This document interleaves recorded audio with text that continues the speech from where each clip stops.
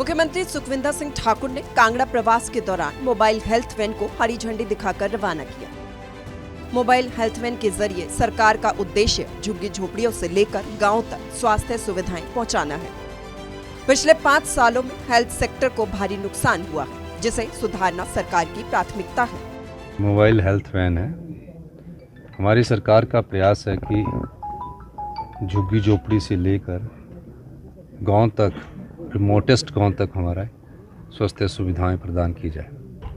पिछले 5 वर्षों में जो हेल्थ सेक्टर का नुकसान हुआ है वो बहुत अधिक हुआ है।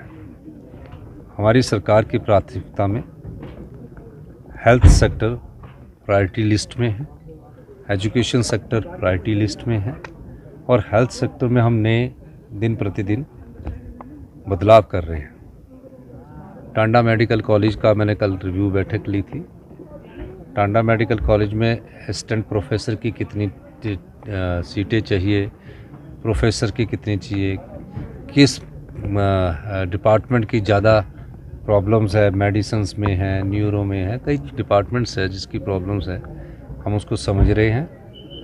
वो चाहे आईजीएमसी है, सभी मेडिकल कॉलेज को high and technology, medical technology से हम डेवलप करने की कोशिश कर रहे हैं। इसके अलावा मुख्यमंत्री ने बिजली विभाग की स्थिति पर भी चिंता जताई। साथ ही बिजली बोर्ड को आत्मनिर्भर बनाने के लिए सुधारने की बात भी कही। बिजली बोर्ड को के कर्मचारियों से भी हम बात करेंगे। पिछले काफ़ी सालों से जहां सुधार होने चाहिए वहां सुधार नहीं हुए। ऐसा ना हो कि कुछ समय में बिजली बोर्ड हमारा बहुत बड़ा नुकसान उठा सके और ऐसी स्थिति पैदा हो जाए कि बिजली बोर्ड चलाने में भी दिक्कत आए।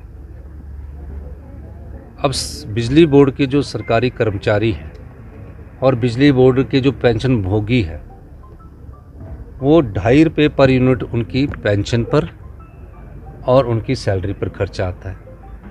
2.5 रुपये पर यूनिट पहले उनकी होगी, उसके बाद आप लोगों को हम बिजली देंगे। उसमें की जो ट्रांसमिशन होगी, जो घर का मीटर लगेगा, उसके में पैसे जुड़ेंगे और उसके बाद और क्या होगा?